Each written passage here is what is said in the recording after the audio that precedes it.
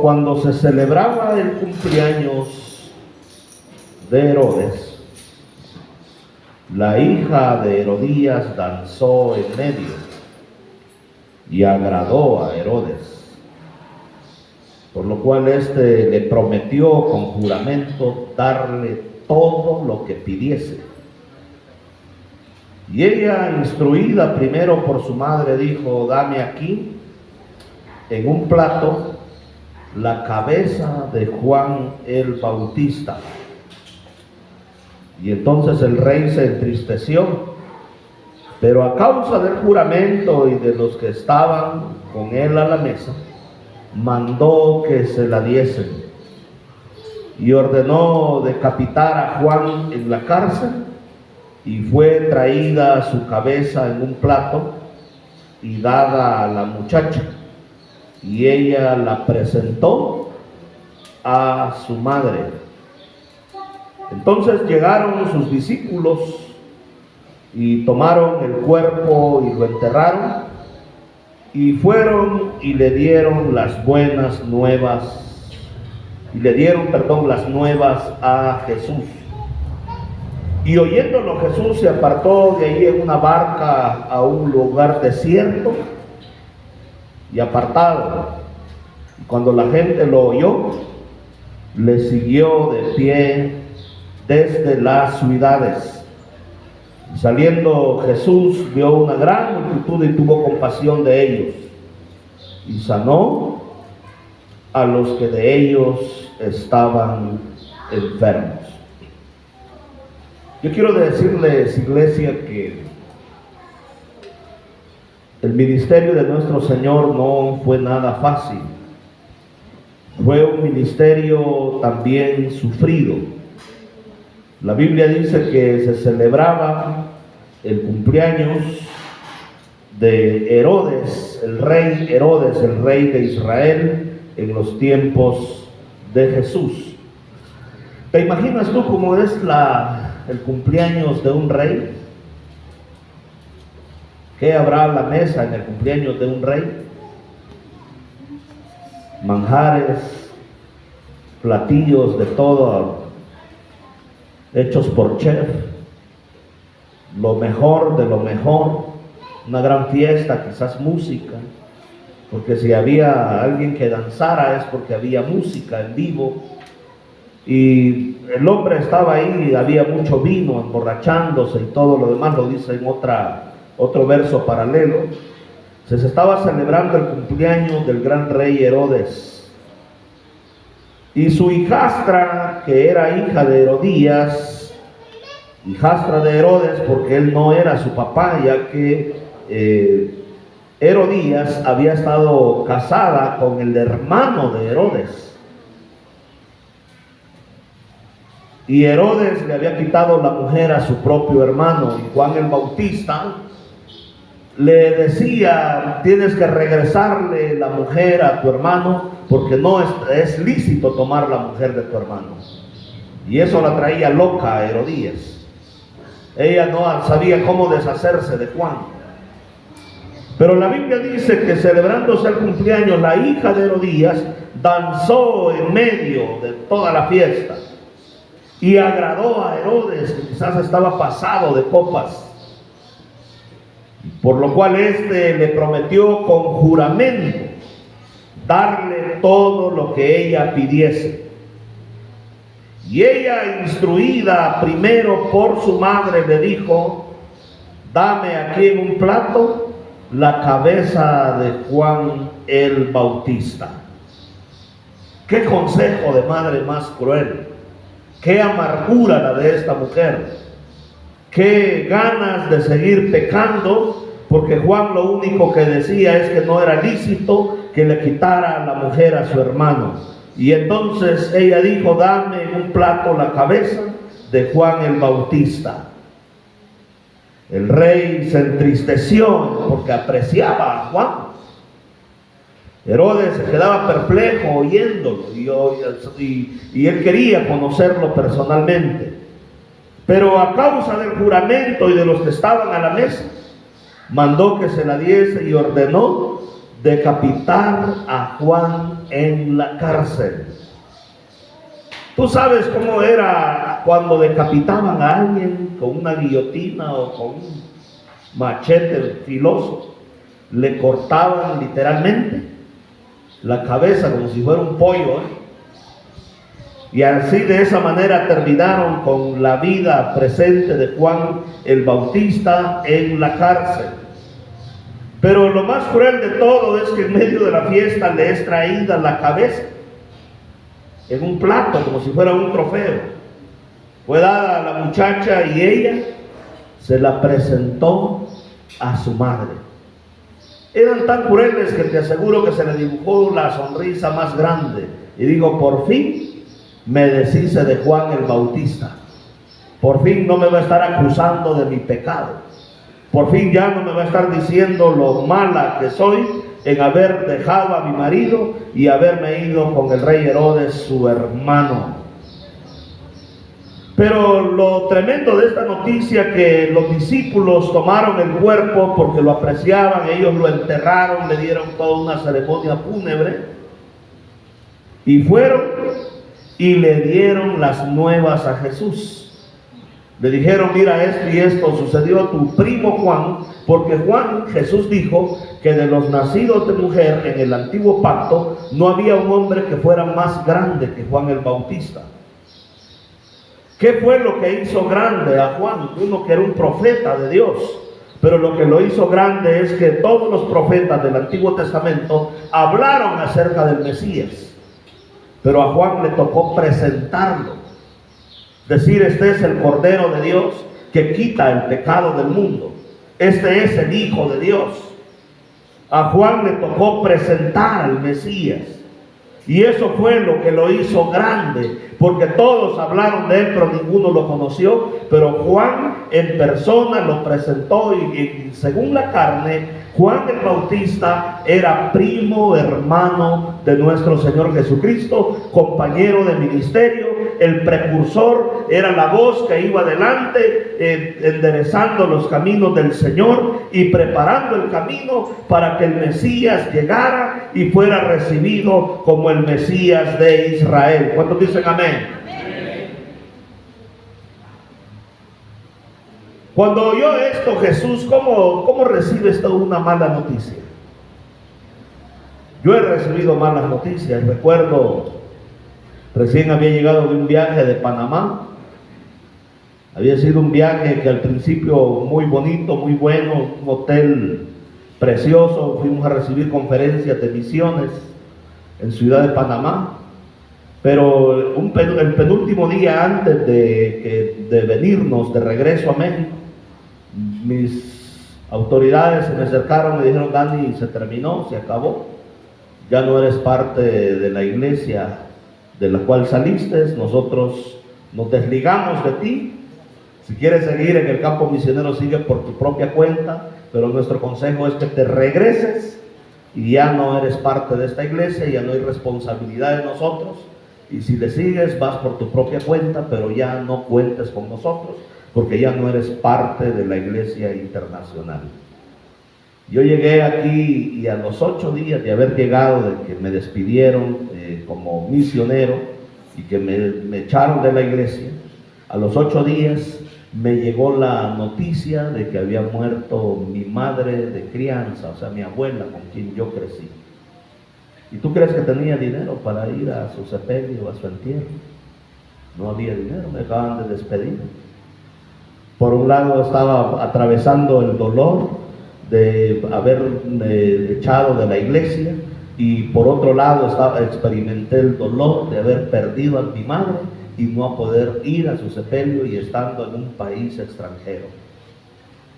¿Y qué haces cuando una situación como esa llega a tu vida? Mira lo que hizo Jesús. Verso 13. Oyéndolo Jesús, se apartó de ahí en una barca y se fue a un lugar desierto y apartado. ¿Qué dijo Jesús? Quiero estar a solas. Porque ¿qué había en su corazón? ¿Qué había en el corazón de Jesús? Luto, dolor.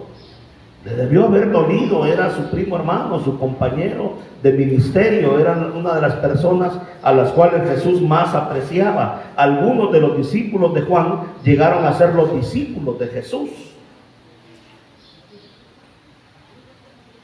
Él se fue ahí a un lugar desierto, a un lugar donde no hubiera gente, y apartado. Él quería estar a solas porque estaba experimentando el dolor de la muerte de su compañero de ministerio, de su precursor, del que había preparado el camino, de su primo hermano llamado Juan el Bautista. Cuando la gente lo oyó, pues oyeron que había muerto Juan y que él se había ido a un lugar desierto, le siguieron de pie desde las ciudades. Dijeron, pues el maestro está triste, está necesitado, no vamos a dejarlo solo. Esto es un bonito gesto de parte de la gente, porque cruzar todo el mar de Genezaret y seguirlo y rodearlo por tierra, pues te podía llevar muchísimas horas. No lo dejaron solo en su momento de dolor. Aquellos que hacemos el ministerio también pasamos por tiempos difíciles, tiempos en los cuales literalmente sufrimos, y una de las cosas más difíciles es que cuando estás en medio de la prueba y del dolor, quieres tener a la gente significativa a tu lado, pero hay gente que literalmente te abandona cuando ya ven que estás necesitado, cuando estás en el peor proceso de dolor, se van y te dejan. Pero estos por lo menos eran leales. Ellos lo siguieron y dijeron, el Señor está triste, se fue a un lugar apartado, se fue en una barca, y aunque Él lo cruzó en barco, ellos rodearon todo el lago de Genezaret. Quizá le llevó 6, 8 horas cruzarlo, y llegaron hasta el otro lado para poder estar con Jesús en el momento que Él más los necesitaba. Hay personas que son muy leales. Yo encuentro en la Biblia, por ejemplo, las Marías que estuvieron ahí al pie de la cruz en el momento de la crucifixión, al lado de Jesús, y eran mujeres, todos los discípulos huyeron. El único que le siguió de lejos fue Juan. Y las Marías que estaban ahí, María Magdalena, Salomé, María la Madre del Señor, estaban ahí al pie de la cruz del Calvario, y sin importarles si a ellas también las maltrataban, las rechazaban o hasta las podían clavar también en una cruz. Fueron leales esas mujeres. Pero fíjate, el verso 14 da un cambio, un tono, porque la Biblia dice en el verso 14: y saliendo Jesús, salió del lugar apartado y desierto, quizás se fue a una cueva o no sé a dónde, pero él salió de algún lugar. Él vio una gran multitud, muchísima gente que había llegado siguiéndolo para acompañarlo en su momento de dolor, en su momento de dificultad que él estaba viviendo. Y la Biblia dice que tuvo compasión de ellos y sanó a los que de ellos estaban enfermos. Yo estaba buscando esta palabra compasión porque yo quiero decirles que Dios es un Dios sobrenatural. Pero Jesús no hizo obras de sanidad en la gente porque Él fuera Dios. Porque en el libro de Filipenses capítulo 2, la Biblia dice que Él se despojó de su deidad y se hizo 100% hombre, y habitó entre nosotros como hombre. Él se despojó de su deidad. Y entonces vamos a encontrar elementos en la revelación bíblica que nos ayudan a entender cómo fue entonces que el Señor tuvo un ministerio extraordinario, sobrenatural, basado en la sanidad, en la liberación, en la creación, basado en la provisión sobrenatural de Dios. ¿Cómo es que el Señor hizo grandes milagros en medio de nosotros? La primera cosa es que Él vio una gran multitud que le habían seguido por horas, rodeando todo el enorme lago de Genezaret. Y dice la Escritura que tuvo compasión de ellos y sanó a los que de ellos estaban enfermos. ¿Cómo los sanó? Antes de sanarlos, primero nuestro Señor Jesucristo tuvo una gran compasión en medio de ellos. Mira, era un momento triste para Jesús. Le pudo haber dicho: miren, despidan a la gente, la verdad hoy no va a haber servicio, hoy no va a haber culto. Mi primo hermano acaba de morir, lo acaban de asesinar, le cortaron la cabeza. Por él me duele mucho lo que está sucediendo. Pero el Señor fue a ese lugar, estuvo quizás ahí algunas horas, se secó sus lágrimas y del dolor que él traía, y cuando sale ve la gran multitud que habían venido siguiéndolo, rodeando todo el lago de Genesaret, y entonces dice la Biblia que al verlos tuvo una gran compasión de ellos. La palabra compasión se traduce también como amor. Tuvo un profundo amor por ellos. Se traduce también como misericordia. Tuvo misericordia de ellos. Vio la necesidad que había en el corazón de la gente. Los amó. ¿Sabes por qué los amó? Porque los siguieron en su momento de dolor. A la gente no le importó de que había que recorrer muchas horas el lago de Genesaret. No les importó dejar sus casas, su familia. Ellos querían estar con Jesús, querían acompañarlo en ese momento de dolor, y ese sacrificio que Dios vio en el corazón de la gente se los correspondió, mostrándoles también amor y misericordia. Porque los caminos del Señor son así. La Biblia dice: acérquense a Dios, y Dios se va a acercar a ustedes. Muchos de ustedes, yo sé, los del domingo hacen sacrificios. Algunos quizás fueron a votar muy temprano. ¿Cuántos votaron ya? Mira, sí, hay algunos que ya votaron. Y dijeron, saliendo de la votación, nos vamos a la iglesia a adorar y a exaltar el nombre del Señor. Y entonces otros quizás dicen: voy a ir al primer servicio para que saliendo de ahí me voy a ir a votar. Pero es muy importante, mis amados hermanos, que es la multitud tenía ese deseo de estar con Jesús de Nazaret en las buenas y en las malas. Y cuando tú estás con Jesús de Nazaret en las buenas y en las malas, Él también te va a mostrar su amor, su misericordia, porque estás con el Señor en las buenas y en las malas. En las dificultades, cuando las cosas se ponen difíciles en el camino del Señor, esta multitud caminó con el Señor, lo siguió hasta donde Él estaba, y cuando Él salió del lugar donde Él estaba, consolándose por la muerte de su primo, el Señor respondió teniendo compasión, mostrándoles amor, sintiendo misericordia en su corazón, y la Biblia dice que sanó a los que de ellos estaban enfermos. ¿Cuántos dicen amén? Aleluya. Si queremos que Dios nos use en milagros de sanidad, antes de que nosotros podamos desarrollar milagros de sanidad y que el Señor nos dé dones, tenemos que desarrollar el carácter cristiano, que es mucho más importante. Un día los discípulos vinieron diciéndole: Señor, aún los demonios se nos sujetan en tu nombre.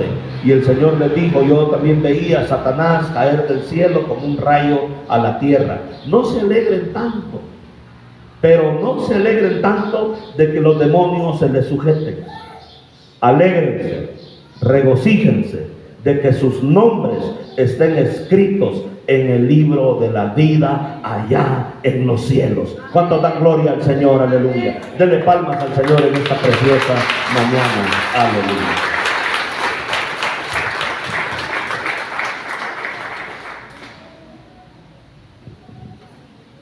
La Biblia no resalta tanto el milagro de sanidad que el Señor hizo.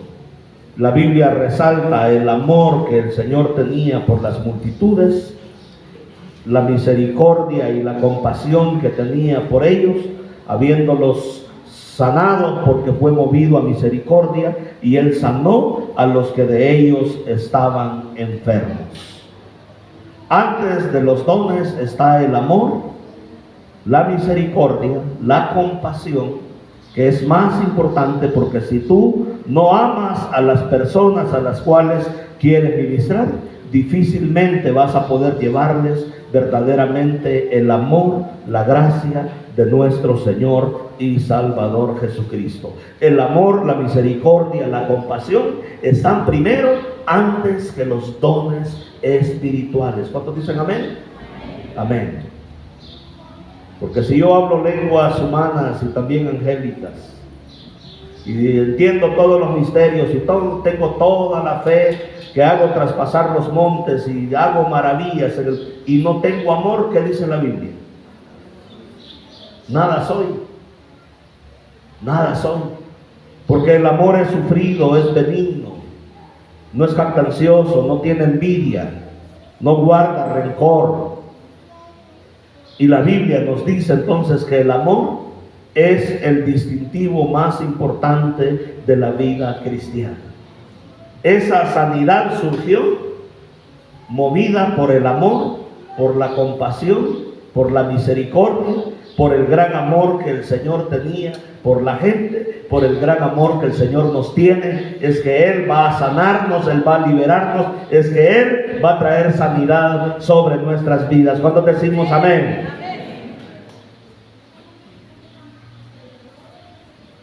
Pero sigue diciendo el verso 15, por favor acompáñenme al verso 15, estamos en Mateo 14, 15. Cuando ya anochecía, se acercaron a él sus discípulos diciendo: el lugar es desierto, o sea, aquí no hay nada para comer, no hay fruta, no hay guayabas, no hay mangos, no hay nada de eso. Es un lugar, ¿cómo era el lugar? Desierto. La hora ya pasada, o sea, ya pasó la hora en que toca los alimentos. Despide a la multitud para que vayan a las aldeas y ellos compren de comer. Despídelos porque ya se pasó la hora de la comida. Que vayan y compren de comer. Verso 16. Jesús les dijo: no tienen necesidad de irse, dadles vosotros de comer. Y ellos dijeron: no tenemos aquí sino nomás 5 panes y 2 peces, 2 charalitos.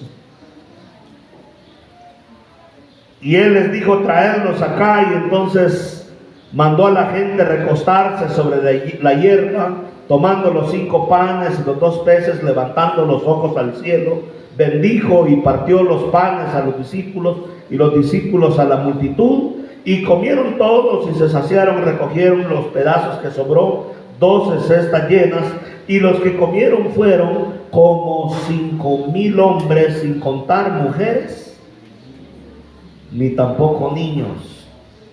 Eran familias enteras las que seguían al Señor Jesucristo. Nomás en los censos antiguos contaban a los hombres, porque eran los que iban al ejército. Y entonces, sin contar mujeres ni niños, unos 5,000 hombres, más 5,000 mujeres, 10,000. Y los matrimonios antes tenían 8 o 10 hijos. Imagínate, estamos hablando quizás de unas 30 o 40,000 personas que estaban siguiendo al Señor Jesucristo. Era una gran multitud. Y entonces lo extraordinario de esta historia es que el Señor les dijo: ellos no tienen necesidad de irse, dadles vosotros de comer. Y fue una instrucción que el Señor les dio a los discípulos: denles ustedes de comer, y van a darle de comer a toda esta gente. Y ellos dijeron: pues es que aquí no tenemos más que 5 panes y 2 peces. Número uno, nunca vas a ver un milagro de prosperidad en tu vida, de provisión, si solo estás viendo lo que tú tienes. Tus recursos, tus limitaciones. Nunca se puede ver la prosperidad de Dios. Si vemos solo lo que tenemos, jamás va a suceder eso. Yo ayer compramos 24 láminas, ya habíamos pedido 12 y pedimos otras 12. Y es un total de unos 30,000 pesos. Más todo el acero que lleva el hacerlo, más la mano de obra. O sea, un techito como ese que va ahí arriba, se te van arriba de los 100,000 pesos en un ratito. Pregúntame si yo los tengo. Pero jamás de los jamases vas a poder suplir una necesidad y ver un milagro de provisión si solo estás viendo tus limitaciones, tus recursos, lo que tú tienes. ¿Qué dijeron los discípulos? No, pues es que lo único que tenemos son 5 panes y ¿cuántos peces? Y te aseguro que eran de esos charalitos a lo mejor, ¿no? 2 pececillos. ¿En qué se enfocaron los discípulos? Ayúdame, ¿en qué se enfocaron? En lo que ellos tenían. Y si tú pasas la vida viendo lo que tienes y no lo que papá tiene, no vas a ver milagros de provisión, donde veas la mano de Dios supliendo, porque te estás enfocando nomás en lo que tienes, no en lo que papá tiene. Nuestros recursos personales siempre van a ser limitados, pero los recursos de Dios son ilimitados, porque Él es el dueño del oro y de la plata, el dueño de todo el universo. Él tiene el poder y la autoridad para ordenar y que las cosas sucedan y se hagan. ¿Cuántos dicen amén? Aleluya. Bendito el nombre de nuestro Dios. Denle fuerte ese aplauso al Señor nuestro Dios. Aleluya.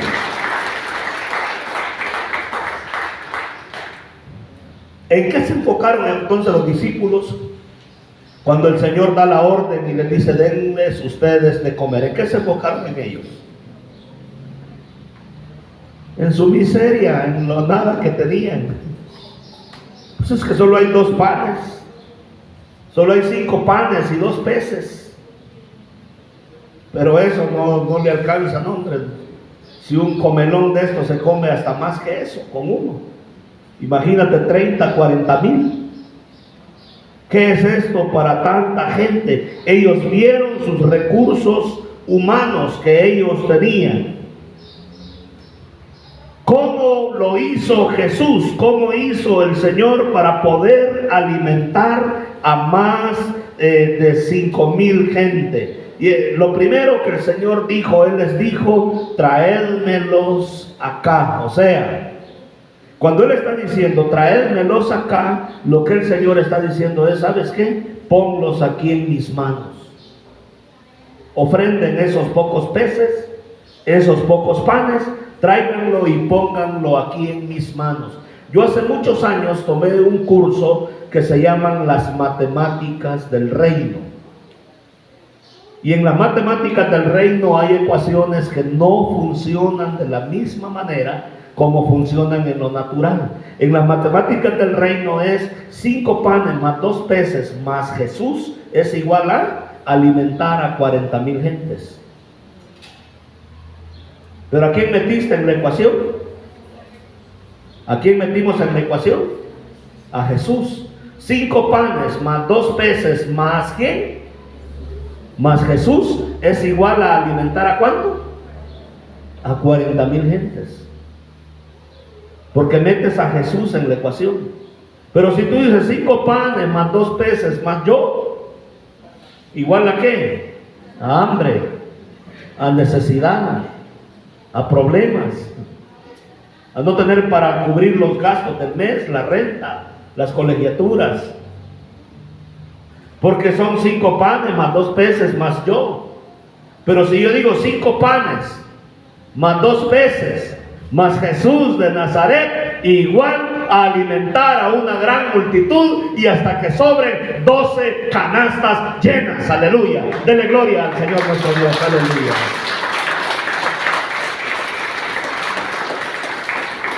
Un poco de harina más un poco de aceite más Jesús, igual a qué? A alimentar por meses a una viuda, a su hijo y al profeta Elías. Por años, mientras duró la sequía. Porque Dios estaba en el asunto. Entonces yo no quiero hacer cosas realmente que no glorifiquen a Dios. Él dijo, traédmelos acá, despojate de ellos. ¿Qué sucede cuando es lo último que tienes? Ay, dice uno, es que es lo último y si mejor me lo quedo porque no sé si voy a tener más. El Señor dijo, no, tráiganlos, despójense. Traédmelos acá, entregádmelos, ponlos aquí en mi mano. Y entonces mandó a la gente recostarse sobre la hierba. ¿Por qué los mandaría recostarse sobre la hierba? Porque, hermanos, cuando hay hambre, cuando no hay recursos, cuando las cosas no están bien, cuando no alcanza para satisfacer las necesidades, ¿cómo se ponen las personas cuando no hay recursos y no hay dinero y cuando las cosas van mal y de plano no has comido y tienes hambre? ¿Cómo te pones? Te alteras. Uno anda estresado y alterado y no te pueden decir nada porque capaz muerdes, ¿no? Porque tienes hambre, luego has caminado, estás cansado, estás estresado. Y entonces el Señor dice, mira, yo no puedo hacer un milagro con gente estresada. Tienes que relajarte. Y uno de los mejores lugares para relajarse es la naturaleza. Él les dijo, miren, recuesten a la gente que se recueste sobre la hierba. ¿Por qué sobre la hierba? Porque al estar en contacto con la naturaleza, mira, cuando hay gente que padece depresión y ansiedad, es bueno que te vayas a un lugar donde hay hierba y hay árboles y hay agua. Te quites los zapatos, los calcetines y andes ahí descalzo y estés tocando la hierba en contacto con la naturaleza. Es como si haces polo tierra, te vas a descargar. ¿Por qué nosotros no sufríamos estrés cuando vivíamos en el pueblo? Gente rodeado de ríos, nos íbamos a pescar, estábamos en contacto con el agua, tirando la atarraya, sacábamos los peces, ¿verdad? Y íbamos caminando y en contacto con la naturaleza, recogiendo fruta de regreso, y era una vida muy tranquila. Pero la gente hoy en el siglo XXI se ha desvirtuado porque, hermanos, todo lo que vemos alrededor muchas veces es concreto. Mandó a la gente recostarse sobre ¿qué? Sobre la hierba. Porque si estás así estresado, porque dices que no me alcanza, es que no tengo, y luego voy a la iglesia y de pilón piden que dé ofrenda, y hay gente que se enoja literalmente. Tienes que relajarte, estar confiado. Tienes a un Padre Celestial, tienes a un Dios que cuida de tus necesidades. Él dice en su palabra, no he visto justo desamparado. ¿Cuántos dicen amén? Amén. Y tomando los 5 panes y los 2 peces y levantando los ojos, ¿a dónde levantó los ojos? Mira, él no dijo, yo nomás tengo 5 panes y 2 peces, pobrecito de mí, estoy limitado, ¿y cómo lo voy a hacer para alimentar a esta gente? No, el Señor sabía que la solución no estaba en ver lo que tienes, sino en ver la inmensidad y ver la grandeza, lo glorioso, lo ilimitado de Dios, el ver los cielos, el alzar los ojos hacia arriba y darse cuenta que tenemos a un Dios rico, que Él no le falta nada, que el Señor nuestro Dios está completamente lleno, saciado, Él está completo, a Él no le falta nada. El alzar los ojos al cielo fue lo que hizo el milagro. ¿Cuántos dicen amén? Y aprendamos de Jesús, porque todos vamos a experimentar situaciones donde decimos, hijos de Padre Celestial, como que las cosas no están yendo bien, los recursos no hay limitaciones, y al igual que el salmista decía, alzaré mis ojos a los montes, ¿de dónde vendrá mi socorro? Mi socorro viene de Jehová, que hizo los cielos y la tierra. Él creó todo lo que existe y Él es nuestro más cercano y oportuno socorro. Aleluya. Dele gloria al Señor nuestro Dios. Aleluya. Bendito el nombre del Señor nuestro Dios.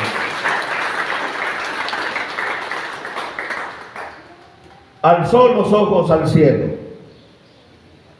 El número 1 tomó esa ofrenda de 5 panes y 2 peces. Alguien los ofrendó. Número 2, levantó los ojos al cielo. Vio lo ilimitado de Dios, la inmensidad de Dios, la creación de Dios. Se dio cuenta que su socorro venía del Padre Celestial. Número 3, bendijo. Yo estaba buscando esta palabra bendijo.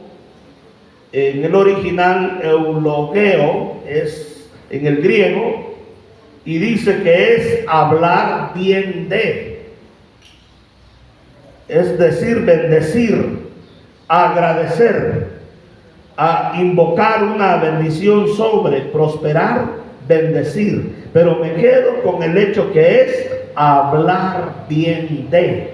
Porque mucha gente dice, híjoles, que esta racha ya no la aguanto, y que hasta cuándo voy a salir de esta pobreza, y que no alcanza, y que no qué, y empiezan a maldecir lo poco que tienen. Tenemos que aprender de Jesús de Nazaret. ¿Qué hizo Él? Los bendijo, o sea, dijo, Dios, gracias porque tenemos algo y tú te vas a encargar de hacerlo mucho, Señor. Muchas gracias, Padre Celestial. Yo hay veces que me vengo aquí, cuando estoy a solas, vengo y le digo, gracias, papá, porque me vas a dar los materiales, las láminas para la mano de obra, para techar, Señor, hasta allá, hasta aquel muro. Y así terminamos ya la primera parte, y gracias porque me vas a dar el cemento, la arena, me vas a dar el concreto para extender piso hasta allá. Pero si yo me pongo a renegar y digo, ay, Señor, es que para qué me dijiste que hiciera la iglesia, mira que no tengo nada y estoy sin recursos y endeudado y con las tarjetas aquí, y ay, Señor, y que no sé qué estoy haciendo, quejándome y maldiciendo lo poco que yo tengo. Maldecir viene de hablar mal, maldecir o decir mal. Queremos ver milagros de provisión en nuestra vida, tenemos que tener cuidado con nuestra boca, porque hay personas que maldicen su semilla. Ay, es que jefe tan tacaño, tan poquito que me paga. ¿Por qué no me da más? Y que no sé qué. Y se viven quejando. Y entonces, ¿cómo te va a bendecir el Señor si estás hablando mal? Tú mismo estás declarando que es poquito. Es que no voy a dar mis ofrendas y mis diezmos porque a lo mejor no me va a alcanzar. Pues eso te va a suceder. No te va a alcanzar porque tú lo estás declarando. Tenemos que aprender a hablar. Señor, muchas gracias, es poco lo que hay, pero Señor, tú dijiste, Padre Celestial, diga el débil, fuerte soy, diga el pobre, rico soy, porque tengo a un Dios extremadamente bueno, extremadamente rico, extremadamente grande. ¿Cuántos dicen amén? Aleluya, denle gloria al Señor nuestro Dios. Él bendijo esos pocos peces, 2 peces, y 5 panes. Se dio cuenta que los recursos de Dios son ilimitados, alzó los ojos al cielo, pero en su actitud, en su corazón personal, él bendijo lo poco que él tenía.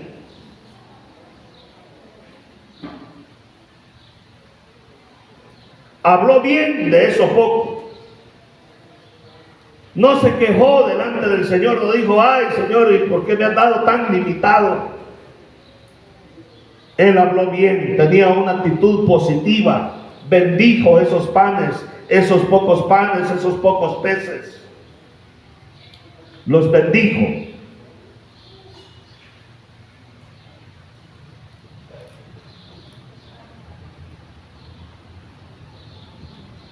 Y después dice que los partió y dio los panes a los discípulos, y los discípulos se los dieron a la multitud.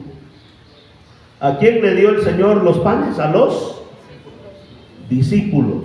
Él no se los dio directamente a la multitud. ¿Por qué? Porque los discípulos eran el medio por el cual Dios iba a bendecir a la multitud. Y comieron todos y se saciaron. Y recogieron lo que sobró de los pedazos. ¿Cuánto recogieron? Y este es un principio de administración. Recogieron los pedazos. Porque mire, hay gente que Dios le da abundancia y le da de demás, a manos llenas. Pero con el tiempo tú los ves otra vez en lipidia, en necesidad. ¿Por qué? Porque no son bien administrados. Porque desperdician y tiran la comida. Porque no son capaces de recoger los pedazos y guardarlos. Yo les he dicho a los que trabajan aquí en la construcción, a mí no me va a estar desperdiciando material. Yo miraba al principio, este pedazo lo tiro, se va al kilo, no, añádalo. De verdad, añadirlo, sí. No vamos a desperdiciar nada.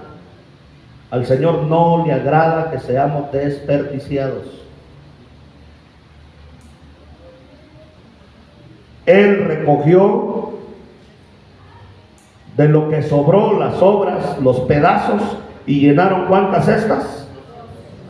12 cestas. Si eres desperdiciado, te puede faltar después. A Dios no le gusta el desperdicio. El que nosotros seamos personas que no cuidamos las cosas que Dios nos ha dado. Y los que comieron fueron como 5,000 hombres, sin contar las mujeres y los niños. Entonces veamos, van dos maneras como el Señor hace milagros. La primera de ellas tenía que ver con la compasión. Antes de orar por sanidad, tenía compasión y tenía amor por las personas que estaban bajo su cuidado.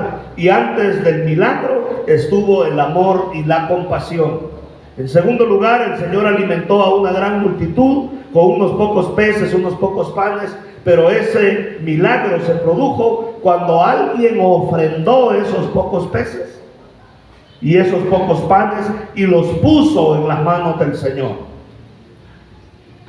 No puede haber multiplicación si no estás dispuesto a ser generoso y dar ofrenda aún de lo poco que tú tienes. Yo me admiro del profeta, el profeta Elías. Llega con la viuda de Sarepta y le dice, regálame un poco de agua. Y mientras va a traer el agua, le dice, pero oye, tráeme también una torta.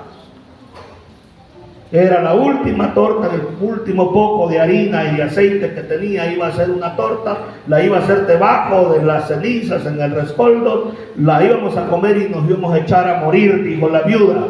Es lo último que tengo, pues le dijo, ve y hazla, pero hazla para mí primero.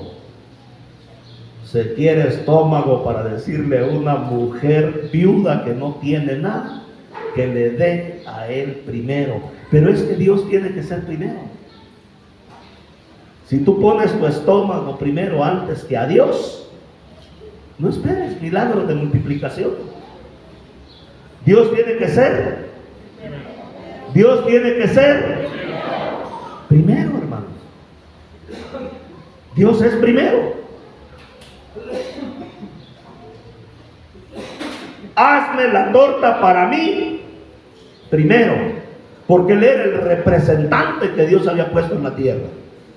Porque así dice el Señor: la harina y el aceite no van a escasear hasta que llueva sobre la faz de la tierra. Y la mujer dijo: trato hecho. ¿Me garantizas que me vas a sostener? Aquí está. Y le hizo la torta al profeta primero. Y jamás faltó el aceite, jamás faltó la harina, porque cuando tú pones a Dios primero, estás garantizando la provisión para toda tu vida. ¿Cuántos dicen amén? Aleluya.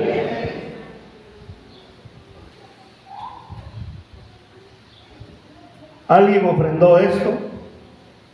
El Señor alzó los ojos al cielo. No mires lo que tienes, sino lo que papá tiene, lo rico que Él es. Alzó los ojos al cielo. ¿Y qué hizo con los pocos panes y los peces? Los bendijo. Los partió, los habló bien de ellos y dijo: Dios, gracias, porque esto poco se va a convertir en mucho.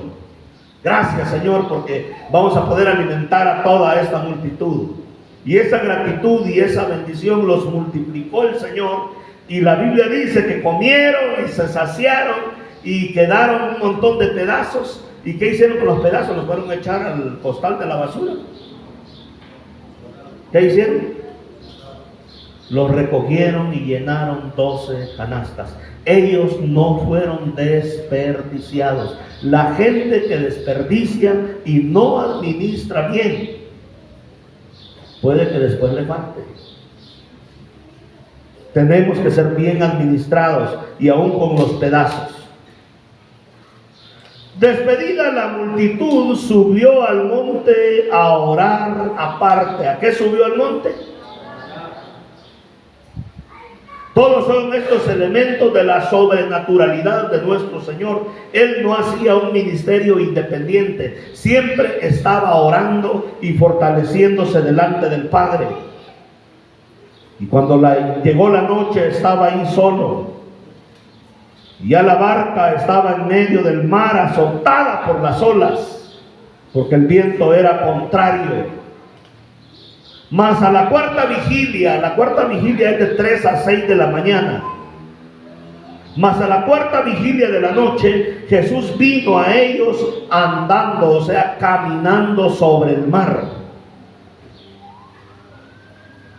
Y los discípulos, viéndole andar sobre el mar, ¿qué dice la Biblia? Se turbaron diciendo: un fantasma, y dieron voces de miedo. Yo pregunto, ¿existen o no existen los fantasmas?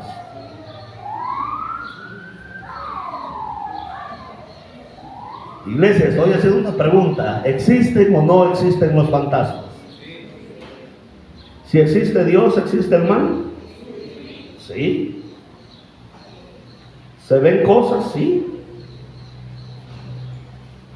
El otro día un señor me mandó un video en su mesa. Me dijo: oiga, ayúdeme a orar. En su mesa se movían las cosas así, el vaso, para un lado y otro, sin que nadie lo tomara, sin que hubiera una fuerza natural que la estuviera impulsando. Y se le movía, y estaban grabando y todos espantados que las cosas se les movían en la mesa, y me mandó el video. Ahí lo tengo yo. Existe también un mundo sobrenatural. Y ellos dieron voces de miedo, porque lo sobrenatural da miedo. Pero enseguida Jesús les habló diciendo: tened ánimo, yo soy, no temáis. Mira qué bonito, el Señor viene y los calma y les dice: oyen su voz, tengan ánimo, porque yo soy, no temáis. Porque los seres humanos somos muy dados a ser miedosos. Y Él nos dice: no temáis. No temas, estás enfermo. No temas, vas a estar sano más adelante. Estás en una necesidad, no temas. Yo estoy contigo. No desmayes, porque yo soy tu Dios, que te esfuerzo. Pero Pedro, que era muy inquieto, era un sanguíneo, le respondió y le dijo: Señor, si eres tú, manda que yo vaya a ti también sobre las aguas. Si eres tú y te veo que vienes caminando, invítame también a caminar sobre las aguas. ¿Cómo estaba el mar? ¿Cómo dice la Biblia que estaba el mar? ¿Estaba tranquilo o estaba agitado? Habían grandes olas en alta mar. Y el Señor le dijo: ven. Y descendiendo Pedro de la barca, andaba sobre las aguas para ir a Jesús de Nazaret. Levante la mano quien ha caminado sobre las aguas allí. Pedro caminó sobre las aguas siendo un simple mortal. ¿Qué lo hizo caminar sobre las aguas?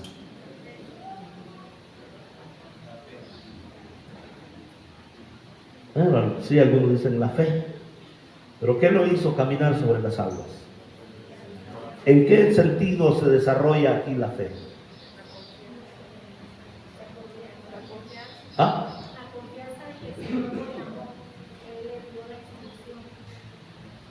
En creer el llamado o la instrucción del Señor nuestro Dios.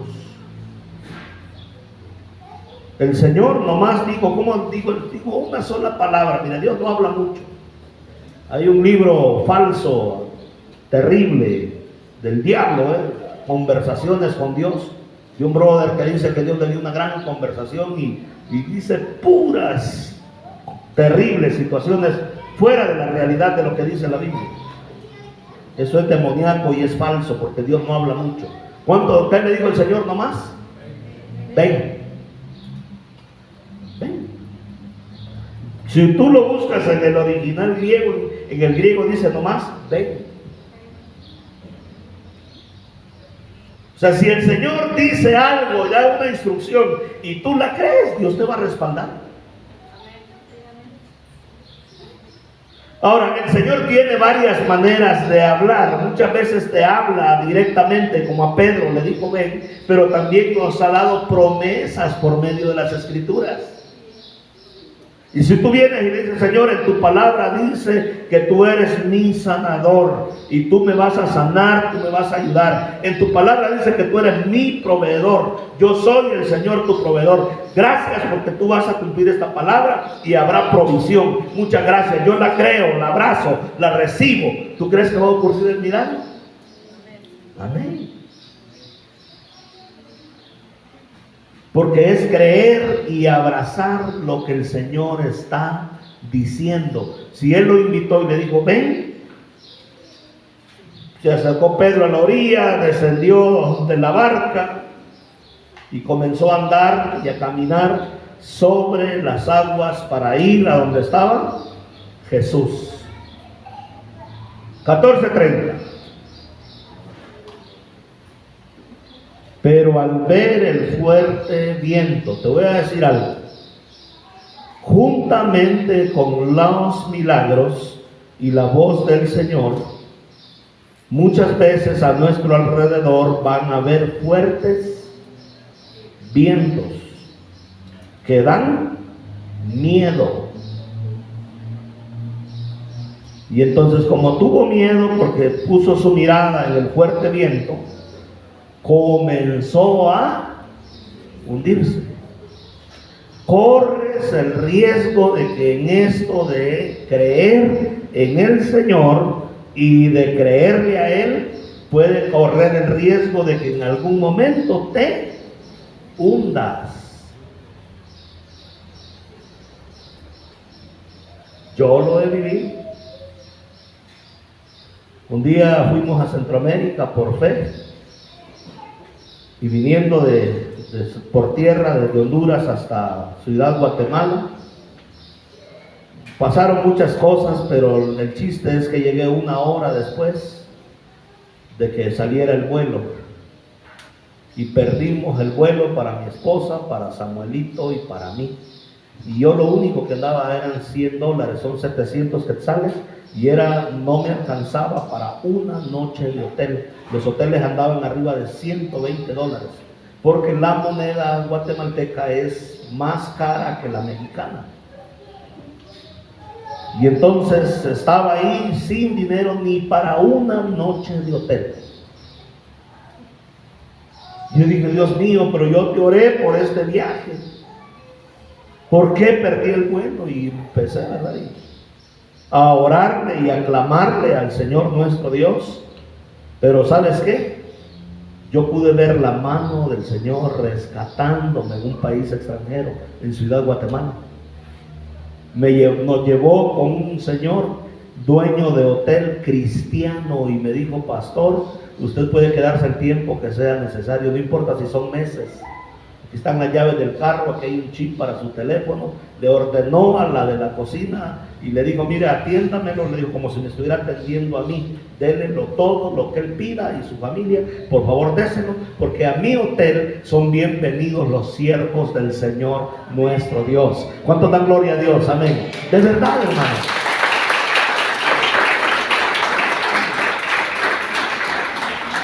En esto de caminar con Dios vas a experimentar situaciones donde sientes que quizás te hundes, al igual que Pedro. Y uno clama, ay Señor, sálvame que perezco. Señor, sálvame, decía Pedro. Y al momento Jesús, extendiendo la mano, asió de él y le dijo, hombre de poca fe, ¿por qué dudaste? Se vale, podemos dudar en algún momento, nos puede fallar la fe. A mí me ha fallado algunas veces. Pero cuando clamas y le pides ayuda a Él, ahí va a estar el Señor. Y vas a experimentar sus brazos de amor, sus brazos de misericordia. Y vas a ver cómo el Señor realmente te saca de esa situación que estás viviendo. Y cómo te ayuda, y cómo te bendice, y cómo te fortalece. Toda la Escritura está llena de sabiduría, de ver cómo es que el Señor obró milagros. Antes de obrar milagros, ¿qué tuvo por la gente? Compasión, amor. El amor es lo más importante. La misericordia es más importante que dones espirituales, que hombres súper ungidos. El amor y la misericordia es lo más importante en los caminos del Señor, porque Dios es amor. Número 2, alimentó a una gran multitud, pero alguien tuvo que estar dispuesto a dar la ofrenda. Yo compré material porque hace el día del instituto yo había estado orando, Padre, estamos con poco, por favor provéeme, ayúdame, y me traía el nombre de un hermano y su rostro. Y el día del instituto lo abordé y le dije, hermano, he estado orando y Dios trae tu rostro cuando estoy orando y me dice que tú tienes una ofrenda para el Señor, para la construcción. Y el hermano me dijo, mañana la traigo, pastor. Y yo no sabía cuándo era. La trajo y le dije que la dejara con Leti porque la trajo muy temprano. Y entonces Leti me entregó la ofrenda. ¿Cuánto crees que era la ofrenda? 20,000 pesos. Yo no tenía para seguir construyendo. Pero Dios tocó a un hermano por el cual estuve orando, él me lo trajo a memoria. Yo le dije lo que Dios me estaba mostrando y él trajo 20,000 pesos de ofrenda. Así funciona, mi hermano. Pero no me puse a renegar y a decir, ay, es que ya no hay. No. Señor, muéstrame dónde está la provisión. Te doy gracias porque voy a tener para seguir construyendo. Te doy gracias porque es tu obra, es tu casa. No es mi casa, es tu obra y es tu casa. Y Dios siempre trae la provisión. Pero alguien tiene que dar esa ofrenda. ¿Estamos aquí, iglesia? Después que él recibió la ofrenda, ¿qué hizo? A diferencia de los discípulos que dijeron, es que solo tenemos 2 peces y 5 panes. ¿Qué hizo el Señor? Alzó los ojos ¿a dónde? Al cielo. ¿Por qué al cielo? Porque Él contempló la inmensidad de Dios, la grandeza del Señor.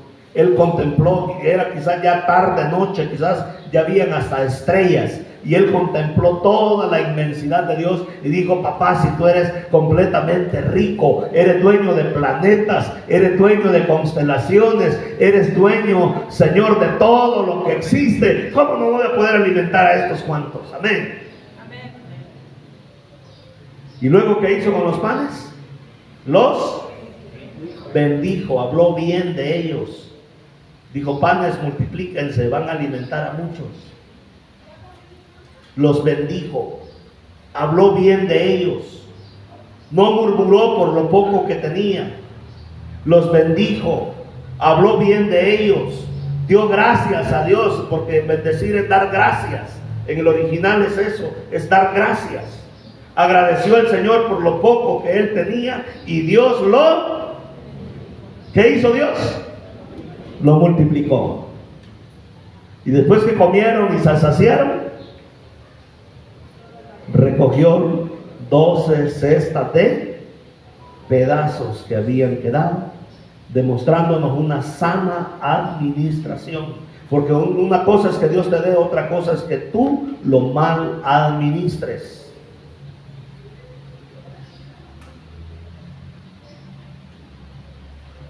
Y el milagro de caminar sobre las aguas lo desarrolló con Pedro, diciéndole, Pedro, ven. Y Pedro creyó y caminó. Pero en el camino se le olvidó que el Señor le dijo, ven, y empezó a ver las olas y la tempestad. Y se llenó de miedo, dijo, y empezó a hundirse, y gritando, Señor, ayúdame porque perezco, ayúdame porque me muero. Pero el Señor lo socorrió. Pero Pedro caminó sobre las aguas, siguiendo la instrucción de nuestro Señor. Si Dios a mí me da instrucción en algo, yo trato de hacerlo, porque seguir la instrucción de Dios trae bendición a nuestras vidas. Padre, muchas gracias porque hemos escudriñado, Señor, tu palabra. Y Señor, aumenta nuestra fe. Ayúdanos a creer, Padre, por cosas grandes y extraordinarias en nuestra vida. Gracias porque aquí hemos visto con nuestros propios ojos la fe, Señor, que es la certeza de lo que se espera, la convicción de lo que no se ve. Y ayúdanos, Padre, a abrazar esta palabra, a vivirla. Quita la murmuración de nuestros corazones, quita lo limitado de nuestra vida. Y ayúdanos a darnos cuenta que tenemos a un Dios grande, ilimitado, poderoso, creador de los cielos y la tierra.